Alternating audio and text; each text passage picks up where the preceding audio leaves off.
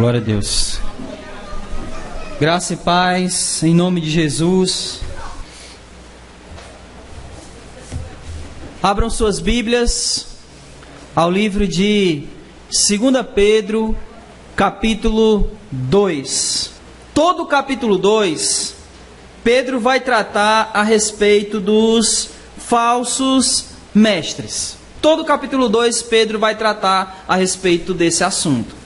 Porém, hoje, nós só iremos até o versículo 11 do capítulo 2 de 2 Pedro. Então, acompanhe comigo aí a leitura de 1 Pedro, capítulo 2, a partir do verso 1. Diz assim, 2 Pedro: Mas entre o povo também houve falsos profetas, assim como entre vós haverá falsos mestres. As ocultas introduzirão heresias destruidoras, negando até o Senhor que os resgatou e trazendo sobre si mesmos repentina destruição. Muitos seguirão sua vida de libertinagem, e o caminho da verdade será difamado por causa deles. Movidos pela ganância, também vos explorarão com suas artimanhas. Sua condenação desde há muito tempo não tarda, e sua destruição não está inerte. Pois Deus não poupou anjos quando pecaram, mas lançou-os no Tártaro e os entregou aos abismos de trevas, reservando-os para o juízo. Também não poupou o mundo antigo, embora tenha preservado Noé, pregador da justiça, junto com mais 7 pessoas, ao trazer o dilúvio sobre o mundo dos ímpios, e reduzindo a cinzas as cidades de Sodoma e Gomorra, condenou-as à destruição, fazendo delas exemplo para os que vivem na maldade. Se Deus livrou o justo Ló, atribulado pela vida indecente daquelas pessoas sem princípios, porque vivendo entre eles, esse justo afligia sua alma todos os dias, ao ver e ouvir as obras perversas deles. O Senhor também saberá livrar da provação os impiedosos e preservar para o dia do juízo os injustos, que já estão sendo castigados, principalmente os que, seguindo a carne, andam em desejos impuros e desprezam toda a autoridade, presunçosos e arrogantes, não receiam difamar seres gloriosos superiores, ao passo que os anjos, embora maiores em força e poder, não pronunciam contra eles acusações difamatórias diante do Senhor. Amém. Vamos orar. Senhor, nosso Deus e nosso Pai, nós te damos graças, Senhor, pelo teu amor, pela tua bondade, pela tua misericórdia, e te damos graça porque o Senhor é o nosso Deus, é o Deus que cuida de nós, é o Deus que nos resgatou, que nos livrou, que nos limpou. É a Ti que nesse momento nós nos reunimos, é no Teu nome que nós estamos aqui juntos nessa noite, para ouvir da Tua palavra. Então, em nome de Jesus, Senhor, fala aos nossos corações. Em nome de Jesus, traz sobre nós toda a iluminação do Teu santo e bendito Espírito, para que verdadeiramente possamos compreender a Tua palavra, colocá-la em nosso coração e também praticá-la, Senhor, para vivermos uma vida de louvor, de honra e de glória ao Teu santo, bendito e precioso nome. Faz assim, Senhor, com cada um de nós que está aqui, ou que veio aqui para ouvir e aprender da Tua palavra. É o que rogamos, é o que pedimos, e no nome santo de Jesus te agradecemos, hoje e para todos sempre. Amém e glória a Deus. Como nós bem estamos falando, essas quartas-feiras, Pedro está escrevendo essa carta para combater os falsos mestres. Mas só agora no capítulo 2, é que Pedro entra propriamente dito neste assunto. É que Pedro vai realmente falar acerca dos falsos mestres. É só agora que ele vai entrar nesse assunto. Até então ele estava falando a respeito da verdade.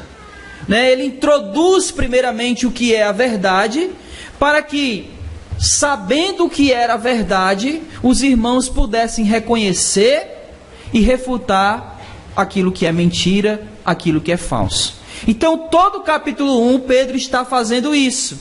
Ele está apresentando para aqueles irmãos aquilo que é a verdade, para que só então, uma vez a verdade sendo apresentada, eles pudessem realmente reconhecer e perceber aquilo que era errado. Amém? Se nós, antes de a gente entrar aqui no texto, essa é uma pergunta muito importante para todos nós, e eu gostaria que você pudesse participar e interagir comigo agora. Pedro está falando a respeito de heresias. Pedro está falando a respeito de falsos ensinos. A pergunta que eu gostaria de compartilhar com vocês e gostaria de ouvir vocês falando é: em nossos dias nós temos falsos ensinos? Sim ou não? Sim. Eu gostaria que vocês pudessem me dizer que falsos ensinos nós temos hoje em dia. Que falsos ensinos nós conseguimos reconhecer e perceber nas igrejas e nos grupos chamados evangélicos e religiosos, aqui no nosso município, no nosso estado do Ceará. É claro que isso se estende por todo o Brasil, mas vamos falar de nós, o Ceará.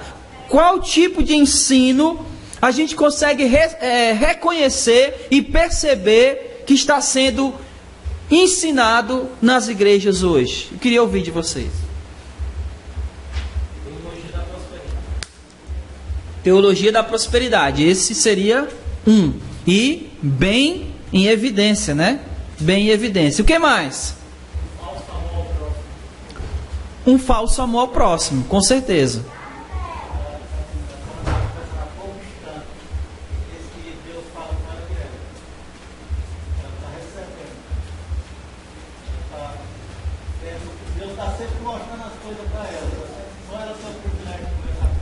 Adivinhação gospel, Seria mais ou menos isso, Adivinhação gospel. Que mais? Apostolado moderno. Mãe, uma pregadora está querendo subir aqui, ó. E nessa igreja não pode.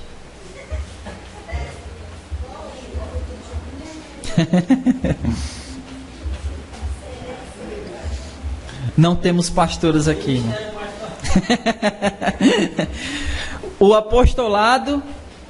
o ministério feminino ordenado, Sim. Eu jogo um raio assim pra tu, cara. Senhor, eu mando um raio.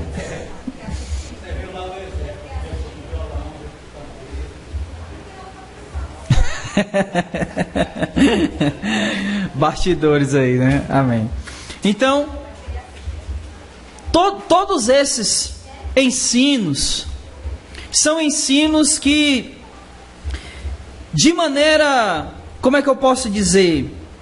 De maneira sorrateira, vamos dizer assim, eles foram sendo introduzidos na igreja. E não são poucos os grupos que têm aderido a esses ensinos, que têm abraçado a esses ensinos e têm tido esses ensinos como corretos, como bíblicos. E muitos desses ensinos, eles se valem da Escritura.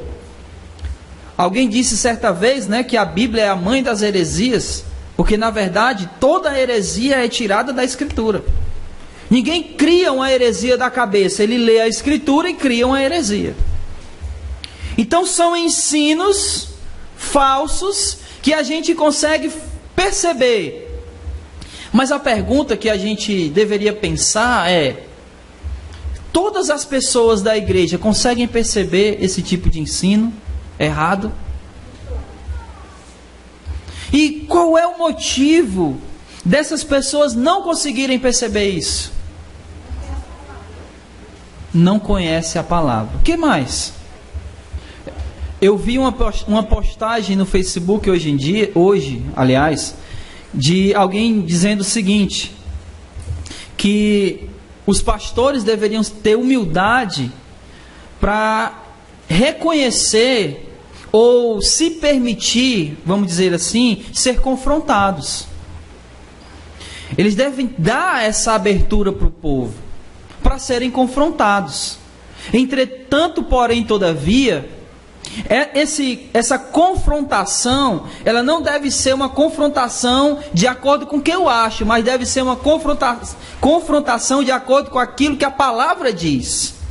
Em outras palavras, eu prego para vocês, e aí vocês dizem o seguinte: olha, eu não concordo com aquilo que você pregou.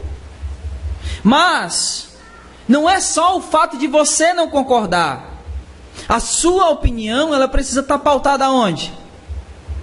Na Escritura.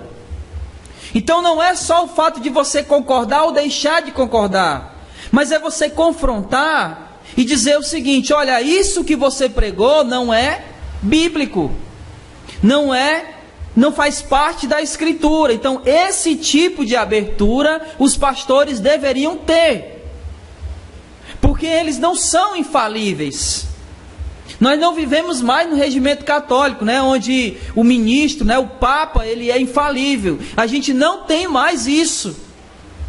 Os pastores podem falhar, os pastores podem cometer erros, e precisam quebrar essa cadeia aí, porque o que diferencia o pastor das ovelhas é a função, porque todos nós somos irmãos em Cristo Jesus. Amém? Amém? O problema dessa hierarquia, né, é que ela não dá esse tipo de abertura. E se você disser para alguém que o que ele está pregando não é bíblico, aí ele se vale de quê? Da autoridade. Quem é você para me questionar? Eu tenho 20 anos de ministério. Você tem o quê? Né? Então, geralmente é feito esse tipo de coisa. Mas, enfim, vamos para o texto propriamente dito.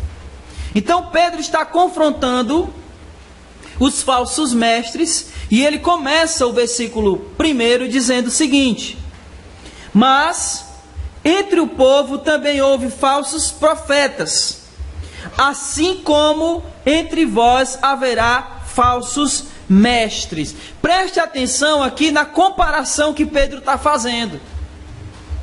Ele está comparando o profeta com quem? Não, os profetas do Antigo Testamento. Os profetas do Antigo Testamento, porque o que ele está dizendo, ó, assim como houve falsos profetas no meio do povo, então o povo de Israel, assim como teve falsos profetas no povo de Israel, assim também haverá falsos mestres. Então ele está comparando os profetas com quem? Com os mestres, com uma pequena ressalva. Os profetas do Antigo Testamento, eles tinham a função de anunciar ao povo a vontade de Deus e de quê? Registrar essa vontade. Esses mestres aqui, eles têm autoridade de anunciar a vontade de Deus, mas eles não têm autoridade de registrar. Esses aqui que Pedro está falando, não. Então ele está dando essa mesma conotação. E a ideia aqui, irmãos, é justamente de ensinar. A ideia é essa. Eu vou pedir que você abra em Deuteronômio, capítulo 13, a partir do versículo 1. E vamos ver o que está escrito lá.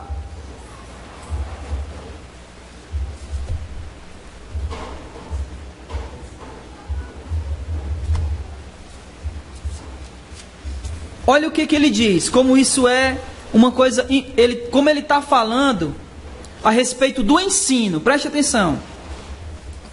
Se um profeta, todo mundo está aí, Deuteronômio 13, se um profeta ou alguém que adivinha por meio de sonhos aparecer entre vós e vos anunciar um sinal ou prodígio, e esse sinal ou prodígio de que tiver falado vier a acontecer, e ele disser: vamos seguir outros deuses que nunca conhecestes e vamos cultuá-los, não dareis atenção às palavras desse profeta ou sonhador, pois o Senhor vosso Deus vos está provando para saber se amais o Senhor vosso Deus de todo o coração e de toda a tua alma.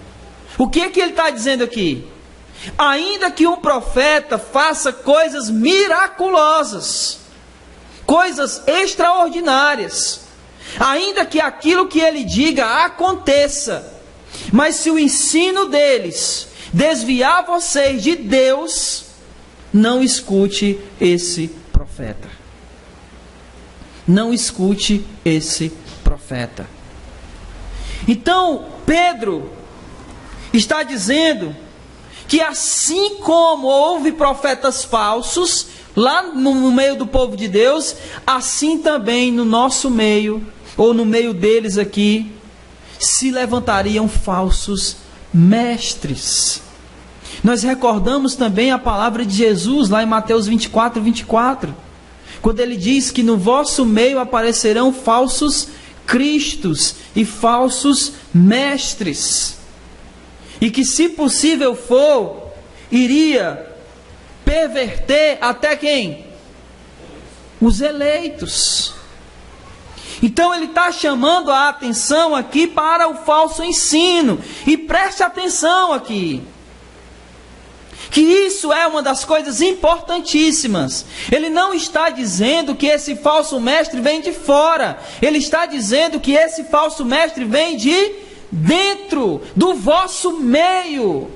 Não é alguém que vem de fora proclamando mentiras, mas é alguém que se levanta no meio evangélico, no meio cristão, pregando coisas falsas, pregando ensinamentos falsos e ensinamentos que distanciam o povo de Deus, que levam o povo para distante de Deus.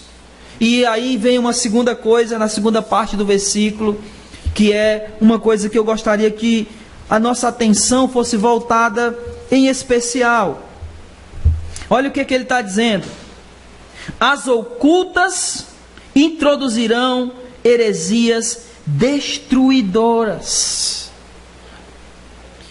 Essas heresias, elas não serão escrachadas. Essas heresias, elas não serão assim anunciadas no outdoor. Olha, isso é uma heresia. Elas serão introduzidas de que maneira? As ocultas. Em outras traduções tem escrito o quê? Encobertamente, sorrateiramente, de maneira quase imperceptível. E por que essas coisas são imperceptíveis? Porque provavelmente elas advogam para si uma certa autoridade. No caso deles, eles advogavam a autoridade de profetas. As heresias de hoje, do mundo moderno, elas advogam a autoridade da Escritura, porque elas são tiradas ou se apoiam na Escritura. Um exemplo: teologia da prosperidade. Onde é que ela encontra apoio? Aonde? Na Escritura. O que é dito? Aquele que semeia pouco ceifará. E aquele que com abundância semeia, com abundância também ceifará. Então isso está escrito na Escritura. Tirado do seu contexto, ele vai criar essa teologia da prosperidade. O apostolado é tirado da onde? Da Escritura. De que textos? Efésios capítulo 4 e 1 Coríntios capítulo 12. Ambos onde falam lá a respeito dos apóstolos, dos dons espirituais. Então, eles são introduzidos sorrateiramente, de maneira que se nós não conhecermos aquilo que é correto na Escritura, nós estaremos sendo alvos fáceis para os falsos ensinos. É muito fácil a gente perceber coisas que são escrachadas assim, né? Que está na nossa cara, que é uma heresia, que não é bíblico.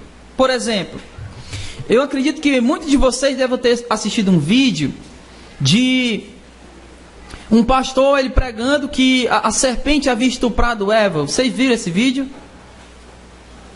Então isso é muito escrachado. Você nota que aquilo ali, olha, isso não tem nada a ver. A Bíblia não relata nada disso. Mas existem outras coisas que são mais sorrateiras, e é com essas que a gente tem que ter cuidado. A irmã Socorro, ela citou aqui que um dos motivos é a falta de conhecimento bíblico, o que é verdade.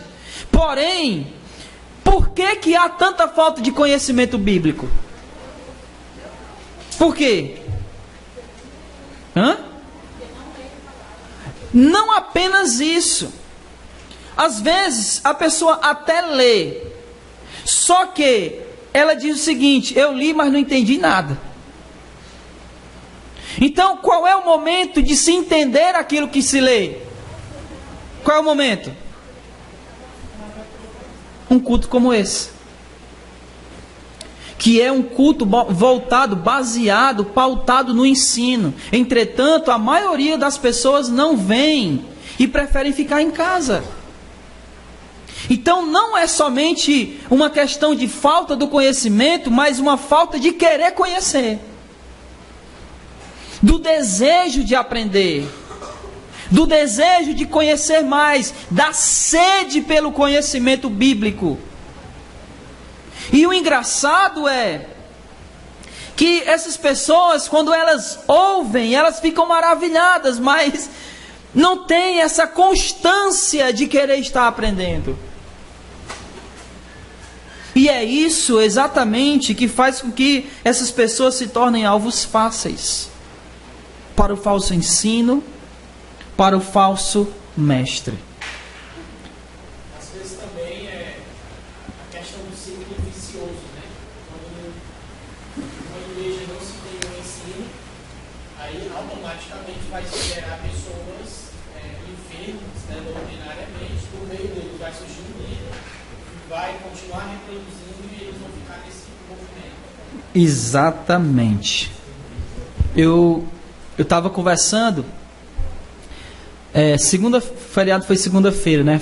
Foi segunda-feira. Eu estava conversando com um irmão e eu estava mostrando para ele a minha preocupação. A minha preocupação está na seguinte questão: quando uma pessoa, por exemplo, congrega aqui, e a gente tem o hábito de fazer esse tipo de culto de ensino, as nossas pregações, elas tendem a ser pregações expositivas, mas a minha preocupação, ela visa o seguinte: quando pessoas saem daqui, e quando eu digo saem, eu não estou falando de deixar de congregar, mas quando elas vão, por exemplo, visitar uma outra congregação, uma outra igreja, e elas não conseguem notar absolutamente nada diferente, isso me preocupa. Quando elas não conseguem de maneira nenhuma, você chega lá naquela igreja e você perguntou: e aí, você viu alguma coisa diferente? Não, mesma coisa. Sendo que é o oposto. Sendo que é uma coisa totalmente diferente. Então esse tipo de coisa me preocupa. Porque eu fico perguntando: será que pessoas realmente estão aprendendo, se estão conseguindo discernir aquilo que está sendo ensinado? Essa é uma preocupação que eu tenho. Por isso é que eu tive essa ideia dessas folhinhas. Porque eu creio que se você fizer, isso vai lhe ajudar a fixar. Isso não vai sair da sua mente. Amém? Continuando. Senão a gente vai ficar só no versículo 1. Introduzirão heresias destruidoras. E essa destruição aqui, irmãos, tanto tem a ver com a destruição final, porque se eles seguirem, eles serão condenados, mas também tem a ver com a destruição da fé. Porque a heresia é uma deturpação da fé cristã, na sua pureza. Então essas heresias, elas destroem, em primeiro lugar, a fé pura, a pureza da nossa fé, a autenticidade da nossa fé. Então eles introduzirão heresias destruidoras, que vai fazer a gente ficar pensando se de fato aquilo que a gente crê é real ou não. Se aquilo que está sendo ensinado agora, que é falso, mas a gente fica na dúvida se o falso é o certo e se o certo é que é o falso. Então ele destrói, as heresias destroem a nossa convicção. Por isso elas são heresias destruidoras. Continuando. Negando até o Senhor, que os resgatou, e trazendo sobre si mesmos repentina destruição. Essa negação, ela vai muito além do fato de você negar a Cristo, mas ela tem muito mais a ver com a negação da sua vida, ou seja, aquilo que você vive nega o senhorio de Cristo. Porque nós pertencemos a quem? A Jesus. Você concorda comigo? Se nós pertencemos a Jesus, então nós temos que viver de acordo com os seus mandamentos, porque Ele é o nosso Senhor. Mas a partir do momento que eu vivo a minha vida de acordo com aquilo que eu quero, então eu passo a negar o senhorio de Jesus. E me parece que esse é o sentido que ele está empregando aqui por causa do versículo 2. Olha o que ele está dizendo aí. E muitos seguirão sua vida de quê? Libertinagem. Uma vida libertina. Uma vida desregrada, desestruturada, sem santidade. Então, por causa dessa vida libertina, eles negavam o senhorio de Jesus. Negavam o Senhor que os resgatou. E tem tudo a ver com a questão do senhorio. Porque ele está falando do resgate. Quando você resgata algo, aquilo passa a ser seu. Lembra? Vocês já viram ou participaram de um leilão? Como é que funciona um leilão? Alguém vai dando, os lances, e o lance maior ganha. Aquele lance dá direito à pessoa fazer o quê? Resgatar aquilo que está sendo leiloado. Então, e quando a pessoa resgata aquilo que está sendo leiloado, aquilo que ele resgatou passa a ser de quem? Dele. Então, o sentido é, Jesus nos resgatou, Ele é nosso Senhor. Mas no momento que eu passo a querer viver uma vida libertina, eu estou negando o senhorio de Jesus. Vocês estão entendendo? É isso que Pedro está falando aqui. Continuando. Muitos seguirão sua vida libertina, e o caminho da verdade será difamado por causa deles. Deixa eu trazer aqui um pouco isso para a nossa realidade hoje. Quando se fala hoje em dia de pastor, qual é a primeira coisa que passa na cabeça de quem não é crente? Por quê? Se fosse só ele, era...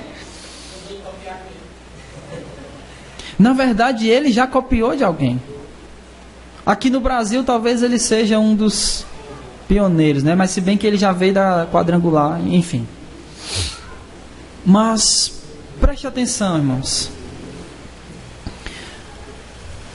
O Evangelho, ele é difamado por causa dessas coisas. Por causa desses que vivem uma vida libertina. Foi citado o nome desse indivíduo aí, e eu vi um vídeo dele recentemente, dizendo o seguinte, olha, se revolte com Deus. Se revolte. Não se preocupe não.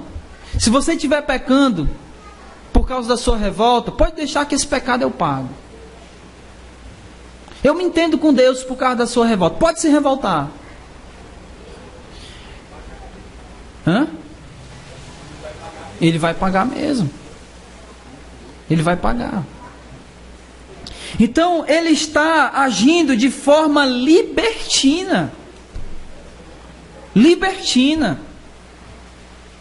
E por causa desses tipos de atitude, o Evangelho tem sido difamado. Eu não vou nem falar da questão da figura do pastor, porque isso pouco importa. O que importa mesmo é o nome do Evangelho, é a figura do Evangelho. É isso que está em jogo.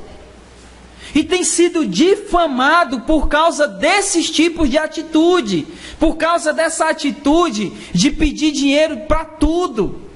De pedir ofertas de sacrifício. E praticamente não, dizendo que faça uma oferta para que você obtenha o favor de Deus. Outro dia o cara estava dizendo, olha, se você fizer uma oferta de sacrifício, eu vou liberar a bênção de Deus para você. Esse é poderoso. Então esse tipo de atitude difama o Evangelho. Faz com que o Evangelho seja ridicularizado. E pessoas estão andando por esse caminho, como diz no versículo 2, e muitos seguirão sua vida libertina, e o caminho da verdade será difamado por causa deles. Eu não sei, às vezes eu penso que por causa dessas coisas, a pregação do Evangelho se torna um pouco mais difícil. Porque a primeira coisa que as pessoas costumam dizer é: vão fazer uma lavagem cerebral. Agora você vai ser crente, você vai dar dinheiro para o pastor. E colocam tudo dentro de uma mesma sacola. É pastor? Então bota tudinho aqui, é tudo ladrão. É evangelho? Então bota tudinho aqui, ó. Tudo é burro, né? Ninguém pensa. Tudo lavagem cerebral. Por causa desses caras, os midiáticos. E é eles que a sociedade está vendo. E eles não nos representam, mas de certa maneira é essa figura que está sendo apresentada como evangélico. E por causa deles, o caminho da verdade tem sido difamado. Versículo 3. Movidos pela ganância também vos explorarão com artimanhas. Meu Deus, Pedro não está escrevendo para nós, mas parece que é. Se nós olharmos para a nossa realidade aqui, eles vos explorarão, movidos por ganância. Muitos momentos de oferta nas igrejas têm sido verdadeiras extorsões. Eu quero 10 aqui, 10 com 1.000. 100 pessoas com 2.000. Meu Deus, eu acho isso um absurdo. E o que é mais absurdo ainda é que tem gente que vai dar. E eles conseguem absurdos de dinheiros para gastar em suas ganâncias, extorquindo o povo, motivados por ganância, explorando. E é engraçado, né? Ele usa o termo artimanha. Pedro está aqui escrevendo, pensando naqueles falsos mestres lá, mas eu não consigo ler isso aqui sem olhar para a nossa realidade. Quando ele diz: movidos por ganância vos explorarão com suas artimanhas. Lembra outro dia? O cara disse: olha, esse mês você não vai dar o dízimo. Você vai dar o quê? O trízimo, que é pelo Pai, Filho e o Espírito Santo. Vocês viram esse vídeo aí? Outro cara parece que passa 24 horas pensando como ele vai tirar dinheiro dos outros. E aí tem a campanha A, campanha B, campanha C, campanha D, e todas elas envolvem dinheiro. Venha o voto do sei lá quem, fulano de tal, aí arranja um personagem bíblico, né, para poder tirar dinheiro do povo. Movidos por ganância, vos explorarão com suas artimanhas. Artimanhas. Esses caras parece que eles não estão mais nem estudando teologia, eles estão estudando marketing e propaganda. Porque eu nunca vi gente com tamanha criatividade para extorquir o povo. Inventa tudo para tirar dinheiro do povo. E ele conclui: só que o dia dele chegará. Versículo 3, segunda parte: sua condenação desde há muito tempo não tarda, e sua destruição não está inerte. Deus não está sem controle. O controle não saiu das mãos de Deus.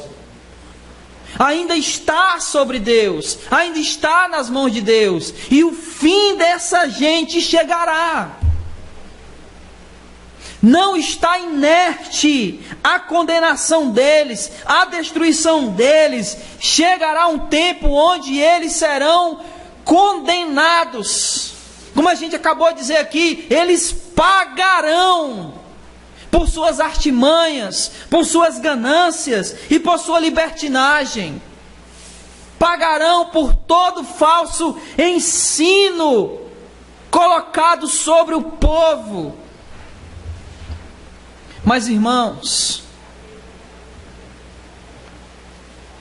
quem será condenado não é só quem ensina, mas será condenado também aqueles que seguem. Quem segue esse tipo de ensino também sofrerá condenação. Porque ninguém pode dizer o seguinte: mas Senhor, eu não conhecia a verdade, eu não sabia. Porque a verdade ainda é pregada. Nós só precisamos procurar onde ela é pregada. Nós precisamos ouvir. Nós precisamos estar atentos à verdade. Nós precisamos ter sede da verdade.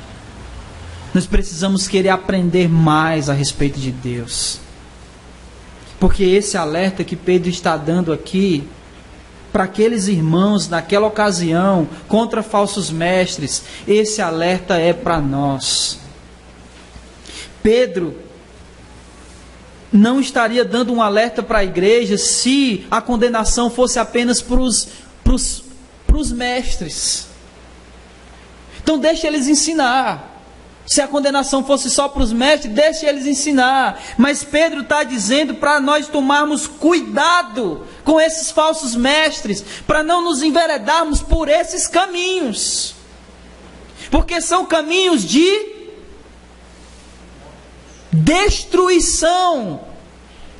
Porque a heresia é uma heresia destruidora, como a gente viu no versículo 1. Então a condenação não é só para quem ensina, mas a condenação também é para aqueles que seguem esses ensinamentos errados. Versículo 4. Aí sim, só um instante, antes de passar para o versículo 4. Então ele está dizendo que eles serão destruídos.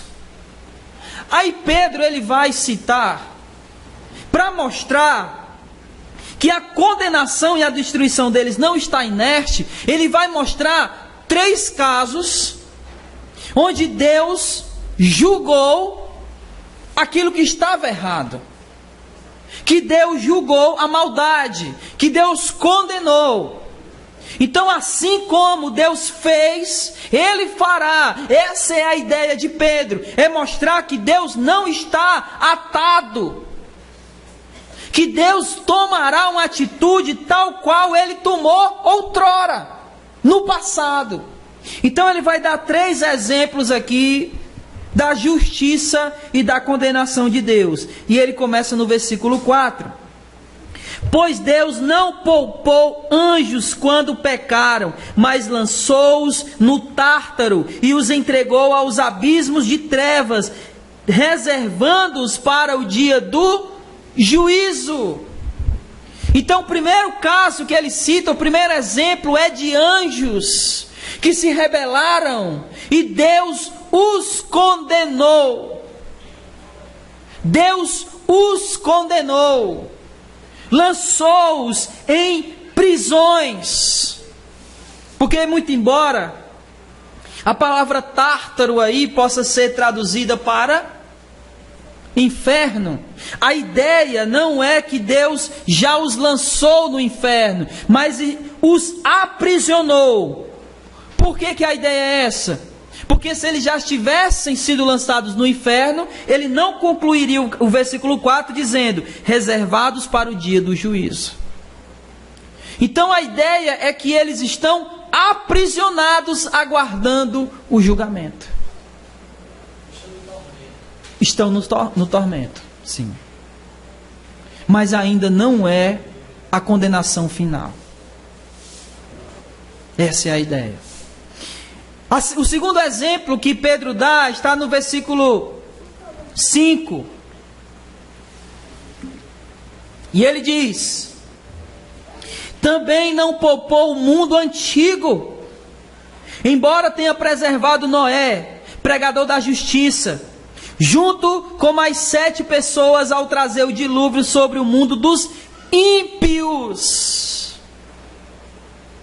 Lembra que Jesus, quando ele está fazendo o seu sermão profético, escatológico, ele disse que a vinda de Cristo, a volta dele, seria como nos dias de Noé, onde a maldade havia aumentado.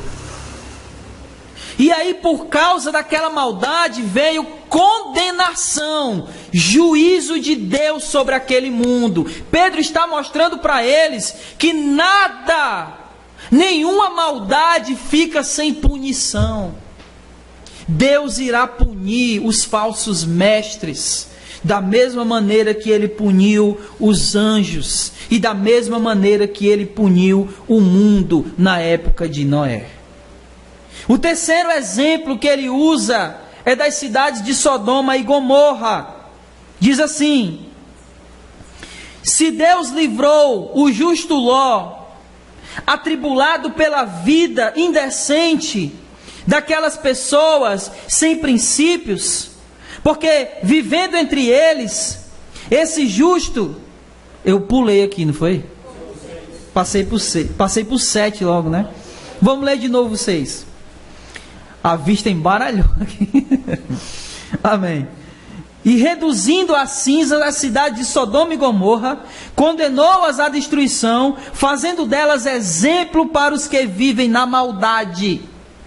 Se Deus livrou o justo Ló, atribulado pela vida indecente daquelas pessoas sem princípios, porque vivendo entre eles, esse justo afligia sua alma todos os dias, ao ver e ouvir as obras perversas deles. O Senhor também saberá livrar da provação os piedosos e reservar para o dia do juízo os injustos que já estão sendo castigados. Olha só, Sodoma e Gomorra, duas cidades ímpias, pecaminosas, cheias de luxúria, de maldade, de pecaminosidade, de perversões sexuais. Essas duas cidades foram destruídas. O termo que ele usa é que elas foram reduzidas a cinzas. Isso significa que não sobrou nada daquelas cidades, porque Deus as condenou.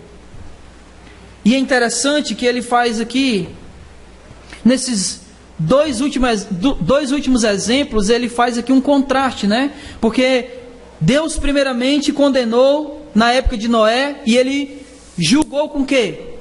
Usou o quê para condenar? A água. E Sodoma e Gomorra?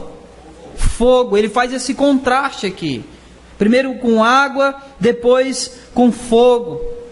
Mas notem que Pedro está tentando mostrar mais alguma coisa para a gente. Para eles e consequentemente para nós. O mundo de Noé foi destruído, mas Noé foi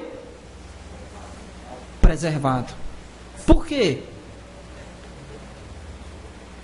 Versículo 5.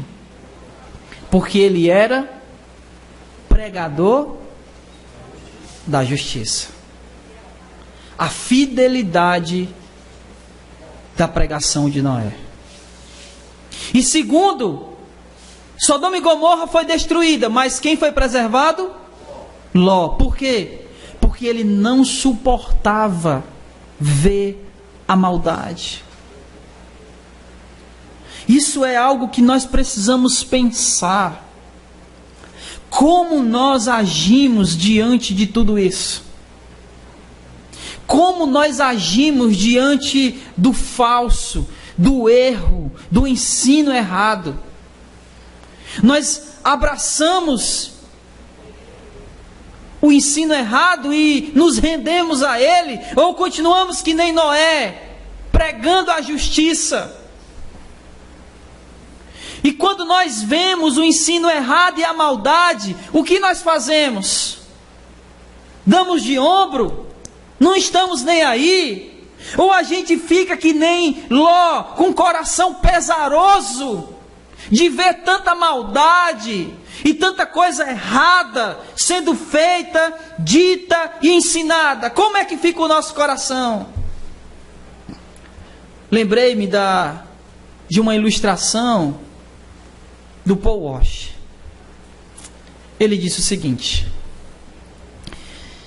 se a minha esposa ela sofresse abuso, se alguns homens abusassem a minha esposa, e você visse esses homens abusando a minha esposa, e não fizesse nada para os impedir, de fato, eu ficaria muito indignado com os homens, mas eu também ficaria indignado com você que não fez nada. E aí ele diz: se nós vermos as pessoas abusando da noiva de Cristo e não fizermos nada, os abusadores serão castigados. Mas o que será que Jesus fará conosco, que vimos e nos omitimos? Também sofreremos pena. Então, irmãos, quando nós vemos o erro, nós temos que nos posicionar. Nós temos que falar. Não podemos nos omitir. Temos que ficar como Jó e como Ló e como Noé, com o coração pesaroso de ver o falso, mas continuando pregando a justiça. Essa é a nossa posição diante do errado, diante do erro. Não é nos render ao errado, não é ficar indiferente ao erro, mas é pesar o coração e pregar a verdade de Deus para as pessoas. Amém? E ele finaliza, versículo 10. Ele termina o versículo 9 dizendo que eles já estão sendo castigados, e aí ele começa, no versículo 10.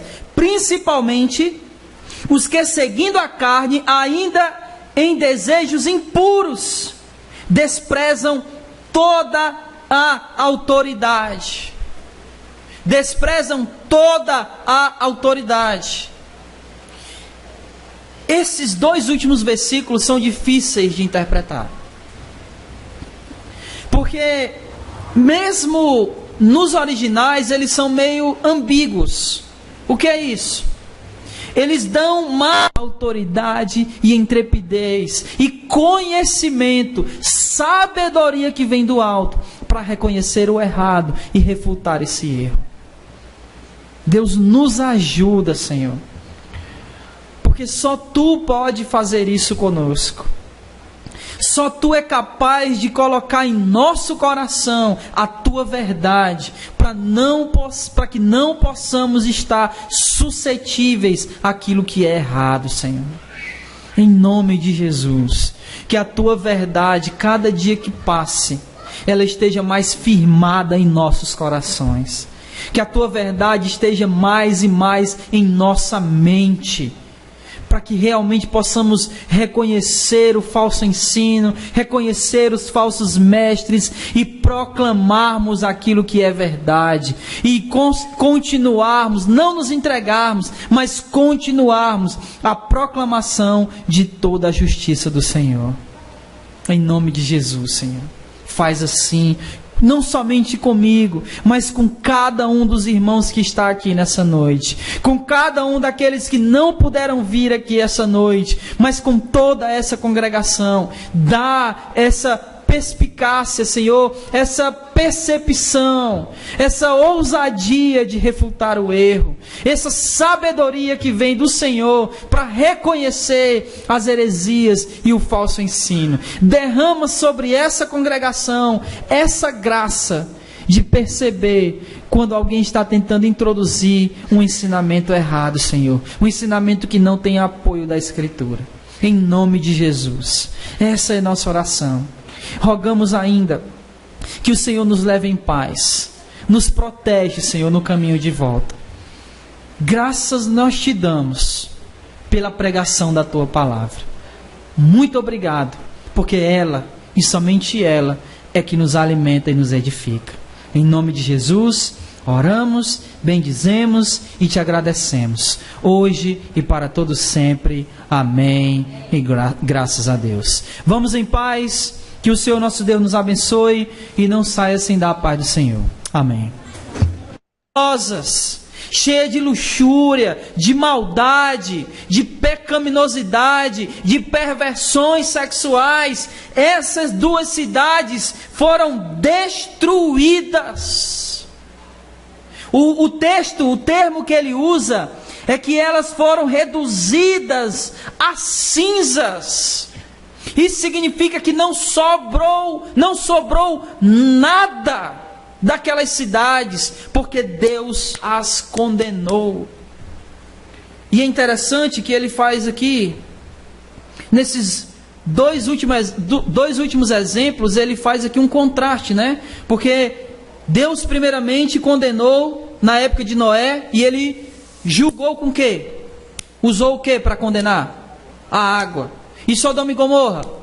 Fogo. Ele faz esse contraste aqui. Primeiro com água, depois com fogo. Mas notem que Pedro está tentando mostrar mais alguma coisa para a gente. Para eles e consequentemente para nós. O mundo de Noé foi destruído, mas Noé foi preservado. Por quê? Versículo 5. Porque ele era pregador da justiça. A fidelidade da pregação de Noé. E segundo, Sodoma e Gomorra foi destruída, mas quem foi preservado? Ló. Por quê?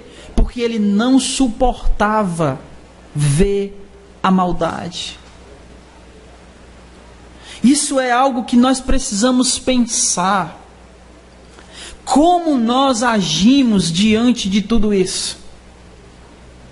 Como nós agimos diante do falso, do erro, do ensino errado? Nós abraçamos o ensino errado e nos rendemos a ele, ou continuamos que nem Noé, pregando a justiça? E quando nós vemos o ensino errado e a maldade, o que nós fazemos? Damos de ombro? Não estamos nem aí? Ou a gente fica que nem Ló, com o coração pesaroso de ver tanta maldade e tanta coisa errada sendo feita, dita e ensinada? Como é que fica o nosso coração? Lembrei-me de uma ilustração do Paul Walsh. Ele disse o seguinte: se a minha esposa ela sofresse abuso, se alguns homens abusassem a minha esposa, e você visse esses homens abusando a minha esposa, e não fizesse nada para os impedir, de fato, eu ficaria muito indignado com os homens, mas eu também ficaria indignado com você que não fez nada. E aí ele diz: se nós vermos as pessoas abusando da noiva de Cristo e não fizermos nada, os abusadores serão castigados. Mas o que será que Jesus fará conosco, que vimos e nos omitimos? Também sofreremos pena. Então, irmãos, quando nós vemos o erro, nós temos que nos posicionar. Nós temos que falar. Não podemos nos omitir. Temos que ficar como Jó e como Ló e como Noé, com o coração pesaroso de ver o falso, mas continuando pregando a justiça. Essa é a nossa posição diante do errado, diante do erro. Não é nos render ao errado, não é ficar indiferente ao erro, mas é pesar o coração e pregar a verdade de Deus para as pessoas. Amém? E ele finaliza, versículo 10. Ele termina o versículo 9 dizendo que eles já estão sendo castigados, e aí ele começa, no versículo 10: principalmente os que, seguindo a carne, ainda em desejos impuros, desprezam toda a autoridade. Desprezam toda a autoridade. Esses dois últimos versículos são difíceis de interpretar, porque mesmo nos originais eles são meio ambíguos. O que é isso? Eles dão margem para você interpretar de duas maneiras. Então, quando eles falam que eles desprezam toda a autoridade, tanto ele pode estar falando que eles desprezam a autoridade de Cristo, como eles desprezam a autoridade na igreja, a autoridade dos líderes, dos presbíteros daquela congregação.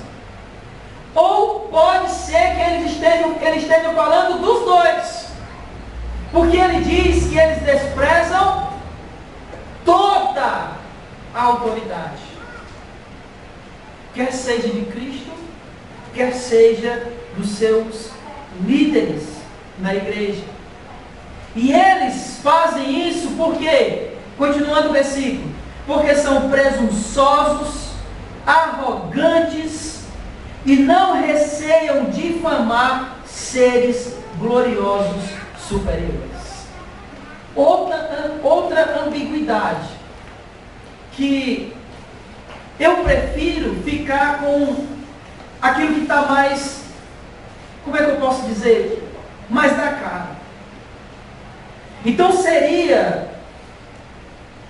eles difamam seres gloriosos superiores, seria como se eles falassem mal dos anjos. Difamam os anjos. Ou usam os anjos para justificar as suas atitudes. Como assim? Ele está dizendo, olha, é como se ele estivesse dizendo assim, ó, olha, os anjos se rebelaram e fizeram o que eles queriam. Então, nós podemos fazer isso também. Viver libertinamente. Então, alguns comentaristas, eles vão por essa linha aí. De que eles estavam usando os anjos para justificar as suas vidas libertinas. Consequentemente, difamando os anjos. Versículo 11. Eles faziam isso. Versículo 11. Ao passo que os anjos, embora maiores em força e poder, não pronunciam contra eles acusações difamatórias diante do Senhor. Enquanto eles difamavam os anjos, maiores em força e poder, não acusavam eles diante de Deus. E eles faziam isso por quê? Porque eles eram presunçosos e arrogantes. Então Pedro, ele começa a pintar um quadro desses falsos mestres, que ele vai concluir ainda no final do capítulo 2. Mas vamos recapitular esse quadro que Pedro pinta a respeito dos falsos mestres. O que esses falsos mestres eram? Que Pedro já falou a respeito deles até agora. O que eles eram? Versículo 2. Versículo 1. Eles eram o quê? Hereges. Porque eles estavam introduzindo o quê? Heresia. O que mais que eles eram? Versículo 2. Eles eram sagazes. Sim. Repentinamente, né? Sorrateiramente. Sim. Versículo 2. Libertinos. O que mais eles eram? Avarentos, gananciosos. Versículo 3. O que mais que eles eram? Versículo 10. Exploradores. 3. Ainda fala que eles eram exploradores. Exploradores, né? O versículo 4 lá, né? Versículo 3. Versículo 10. Eles eram pessoas que viviam segundo a carne, que tinham desejos impuros e eram pessoas que não se submetiam à autoridade, eram rebeldes. O que mais? Eles eram presunçosos e arrogantes. Esse é o quadro que Pedro pinta dos falsos mestres. Eles eram tudo isso e mais alguma coisa que ele vai concluir no resto do capítulo aqui, no capítulo 2 de 2 Pedro. Amém? Agora eu gostaria, irmãos, de que pudéssemos pensar um pouco diante de tudo isso que a gente falou hoje, de tudo isso que nós conversamos, que nós estudamos. Eu queria fazer algumas perguntas, que eu queria que você pudesse sair daqui com elas na sua mente. A primeira pergunta é: nós estamos conseguindo perceber o falso ensino? Quando nos deparamos com falso ensino, nós estamos conseguindo nos deparar que aquilo ali é falso? Se não, qual tem sido a nossa dificuldade em perceber o que é errado? Qual tem sido a nossa dificuldade em perceber o falso? Por que estamos tendo essa dificuldade? Segundo, temos engolido tudo que a gente escuta e ouve como sendo de Deus. Ou seja, é uma igreja, tem alguém pregando, então só pode ser de Deus. É assim que a gente encara. É assim que a gente tem encarado. Temos engolido tudo que a gente escuta, que a gente ouve como sendo de Deus. Terceiro,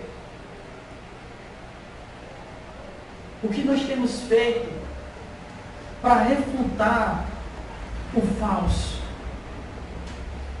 Para refutar o falso ensino? A irmã Socorro contou uma história quando chegou, que a moça veio falar para ela, o povo foi perguntar, né, que Noé não tinha levado um gato, né? Porque o gato não tinha entrado na água. O gato não tinha entrado na água. O pastor tinha falado. Aí, o que foi que a irmã fez para refutar isso? Eu fui lá em Gênesis. Foi lá em Gênesis e mostrou que não tinha nada disso. Deus não fala. O que nós estamos fazendo para refutar o erro? Queria que você saísse daqui pensando essas três coisas. Conseguimos perceber o falso? Temos engolido tudo como sendo de Deus? E o que temos feito para refutar aquilo que é? Que você possa sair daqui com esse pensamento. Que você, mediante a tudo que está errado, possa estar com o coração pesado. Mas que você continue, não se entregue, mas continue como pregador da justiça. Que o Senhor nosso Deus abençoe a cada um de nós.